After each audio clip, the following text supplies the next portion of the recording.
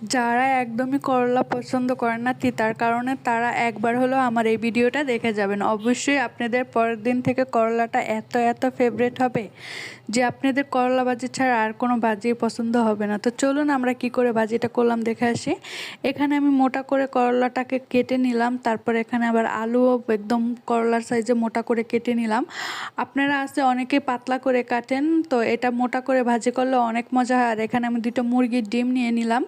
এখন আমি একটা প্যানে চুলায় বসিয়ে দিছি। এখন আমি তেল ঢেলে দেব। তেলটা গরম হওয়ার সাথে সাথে আমি করলাগুলোকে ঢেলে দেব তেলের ভিতরে, ডুবো তেলের ভিতরে। আর করলার ভিতরে এখন আমি পরিমাণ মতো লবণ দিয়ে দেব, তারপরে হলুদ দিয়ে দেবো, যেন পরিবর্তে আমার এগুলো ইউজ না করতে হয়। আমি এখন এগুলোকে সুন্দর করে ব্রাউন কালার করে ভেজে নেব। তো আমি এইটাকে ভাজতে আমি আপনাদের সাথে কিছু কথা বলি। আমি নতুন ইউটিউব চ্যানেল খুলছি, অবশ্যই আপনারা সাবস্ক্রাইব করে পাশে থাকবেন। আর আমার ভিডিওগুলো যদি ভালো লাগে অবশ্যই সাবস্ক্রাইব করে দেবেন। আর আমার নতুন ভিডিওগুলো পেতে হলে সাবস্ক্রাইব করে পাশে রাখবেন এবং পাশে থাকবেন। আর আপনারা যদি আমাকে সাপোর্ট না করেন আমি কি করে করব বলেন? আমি কি করে আপনাদের সামনে ভিডিও আনবো নতুন। তো এখানে আমি করলাগুলোকে সুন্দর ব্রাউন করে ভেজে নিয়েছি।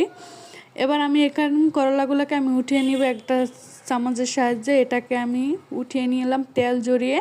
তো একটু তেল থাকবে না এই চামচটা দিয়ে যদি আমরা উঠাই, এটা চামচটা না থাকলে সমস্যা নেই, খুরচিন দিয়ে উঠাতে হবে। তো এখন আমি আলুগুলোকে ভেজে নেব সেম প্রসেসে। তো এখানে আমি ওই যে একটু হলুদ দিয়ে দিলাম, তারপর একটু লবণ দিয়ে দিলাম। তারপর আমি আলুগুলোকেও খুব সুন্দর করে আমি হালকা ব্রাউন করে ভেজে নিব। তো আমার ভাজা প্রায় হয়ে গেছে।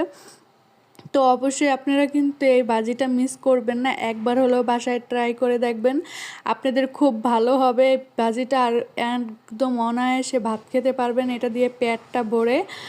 আর দেখেন খুব সুন্দর করে আমার ব্রাউন কালার করে ভেজা হয়ে গেছে। তারপর আমি ওই চামচটা দিয়ে আবার আমি এটাকে উঠিয়ে নিলাম আলুগুলা।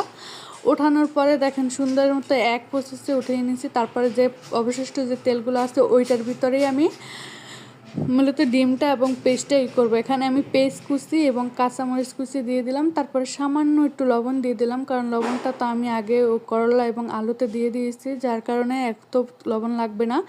জাস্ট ডিম দেবো আর এই পেস্টটিতে এই যে সামান্য একটু লবণ দিয়ে দিয়েছি। এবার আমি পেস্টটাকে সুন্দর ব্রাউন কালার করে ভেজে নিয়েছি, হালকা ব্রাউন কালার, অতটাও না।